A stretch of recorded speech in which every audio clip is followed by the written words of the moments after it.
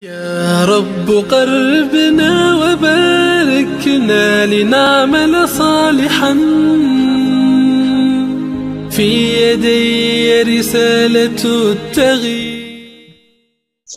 Mengapa di dalam ilmu bela diri selalu ada amalan-amalan seperti itu yang dalam rangka untuk mendapatkan kemampuan lebih? Padahal kan sebagaimana yang kita ketahui, kekuatan itu tidak lain tidak bukan datangnya dari Allah. Itu yang pertama. Kemudian yang kedua, bagaimana cara melepaskan diri dari jeratan itu tadi, amalan-amalan yang kemudian mendatangkan dampak buruk bagi secara fisik maupun non-fisik. Tafadhol. Oh ya, jadi sahabat itu berkajian yang dimuliakan oleh Allah, para pemirsa, para pendengar yang dimuliakan oleh Allah. Jadi memang ada ya puasa-puasa pencaksilat tertentu, bukan berarti semua ya. Jadi pencaksilat tertentu itu yang juga menggunakan puasa-puasa dalam puasa-puasa ritual supranatural yang dalam rangka untuk memperoleh ilmu yang lebih, dalam arti mungkin kekebalan ya, terus kemudian diserang jarak sekian itu terpental dan sebagainya ya. Kita sering menjumpai seperti itu dan juga sering nangani seperti itu, bahkan sekelas pelatihnya beberapa hari lalu juga kita nangani. Dia pelatih pencaksilat tertentu ya, kita nggak nyebut seperti itu. Jadi seperti itu, kenapa kok melibatkan seperti itu? Ya karena intinya gini, pada waktu anak biasanya dilakukan oleh anak-anak muda yang masih mencari jati diri. Wah, saya kepingin begini. Terus kemudian dilakukan dengan ditambah puasa tertentu, biasanya puasanya kurang lebih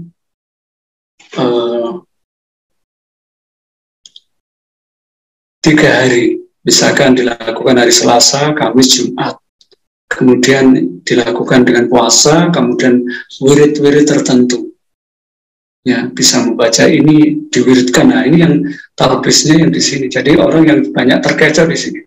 Jadi wiridnya itu dibaca ba'da sholat, ya, nah, dengan tahan nafas. Nah, bila nafasid, dengan tahan nafas, pernafasan perut, pernafasan dada. Ya. Nah, kemudian malamnya dia juga melakukan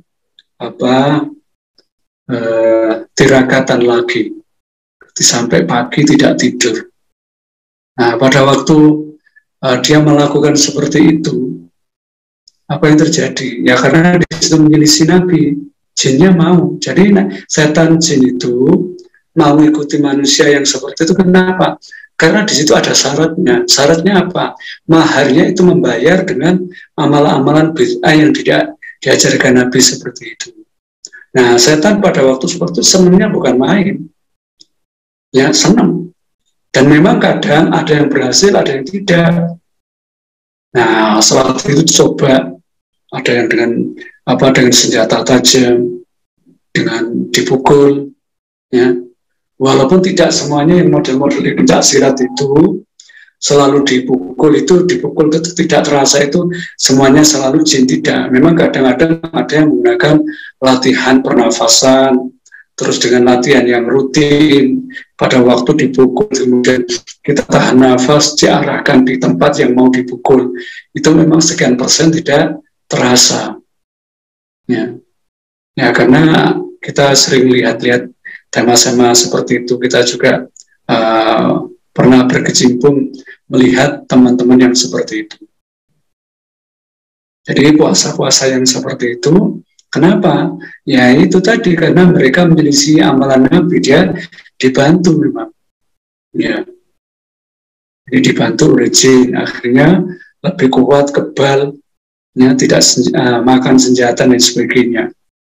Nah, padahal seperti itu, ya, di dalam Islam itu tidak diperlukan, ya, tidak diperlukan, ya, tidak diperlukan, apalagi pada waktu genting, ya.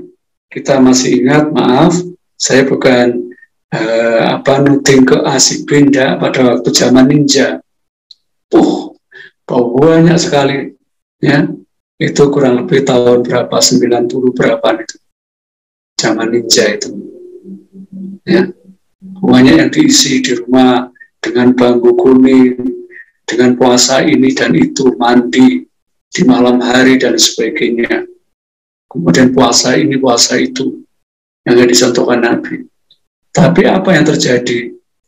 Ya pasti dampaknya nanti ke kita, ke pelaku. Ya. Jadi dampaknya apa? Ya banyak sekali. Biasanya cenderung secara psikologis orangnya gampang marah. Ya, cenderung gampang marah, temperamen. Ya, walaupun pada waktu diajari itu dengan menggunakan puasa-puasa tertentu, tirakat tertentu, dari suhunya, dari gurunya itu mengajarkan, ini ilmu putih, ya. Jadi kamu harus tetap sholat, kamu harus tetap ibadah, sabar, ya, memaafkan. Itu omongannya suhunya, ya, omongannya gurunya, nah, ya, atau omongannya yang mimpin itu. Tapi fakta di lapangan nggak bisa. Itu cenderung gampang marah, temperamen, ya. Terus biasanya ada yang efek ke ibadahnya beratnya bukan main, ya. Terus pada waktu dibuat ngaji gampang ngantuk, pada waktu digunakan untuk zikir-zikir atau apa terasa panas. Kenapa? Karena antara yang hak dengan yang batil nggak mau kumpul. Pada waktu melakukan sesuatu yang benar, nanti ada reaksi. Itu. Jadi seperti itu. Jadi, nah solusinya bagaimana ya? Tetap harus ditobati. Ya. Bahkan pernah ada seorang yang sekelas suhu, sekelas pelatih di pencak silat tertentu. Ya, dia pelatih itu diajak ke sini sama istrinya karena dia sering kesurupan. Dia kalau tidur sering teriak-teriak, ya, terus sering kebingungan. Seperti orang linglung. Wah, sampai istrinya bingung. Dialog setelah ngomong-ngomong, ternyata dia pelatih pencak silat tertentu. Ya, itu yang sangat dikenal. Nah, memang pada waktu dia, apalagi dia juga sering bantu orang-orang kesurupan dan sebagainya. Ternyata dia sendiri juga kena, karena apa? Dengan amalan-amalan yang tidak pas, amalan-amalan kanuragan yang tidak diridhoi oleh Allah Subhanahu wa Ta'ala. Jadi kalau kita kepingin belajar, ya belajar model Nabi. Makanya Nabi mengatakan, ya, adibu auladakum asiba warimaya, ya. Atau ada hadis yang mengatakan, ajarilah anakmu untuk berkuda memanah. Ada yang insya Allah, ada yang lain, dan juga itu, ya, mungkin insya Allah berenang. Ya, dia memanah, berkuda. Itu. Jadi ibadah-ibadah seperti ataupun pencaksilat tertentu monggo-monggo, tidak apa-apa. Yang penting tidak ada unsur-unsur supranatural. Kalau bahasa kita ngapunten, supranatural itu ya isinya adalah kebanyakan juga jin. Ya. Diisi ini, diisi itu.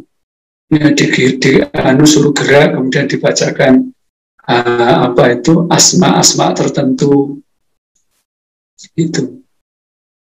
Jadi seperti itu. Jadi kalau tadi ada pertanyaan bagaimana caranya kalau sudah seperti itu, ya ditobati. Ya Allah, saya banyak kurang, saya banyak salah, ya Allah, yang dulu pernah belajar ilmu ini, ya Allah, kami mohon batalkan, ya Allah. Nah, kalau di situ memang di situ di ritualnya lewat puasa, ya, atau ada benda-benda tertentu, ikat pinggang, udeng dan sebagainya. Kok pernah nggak kita sering namanya, apalagi di, ya ini tidak boleh, ya, ini nyebut merek, ya. Jadi pencak-pencak silat tertentu pakai udeng, ternyata udengnya ada itunya, ya, ya. Jadi seperti itu, Masya Allah. Jadi harus tetap ditobati seperti itu. Baik, Masya Allah, luar biasa.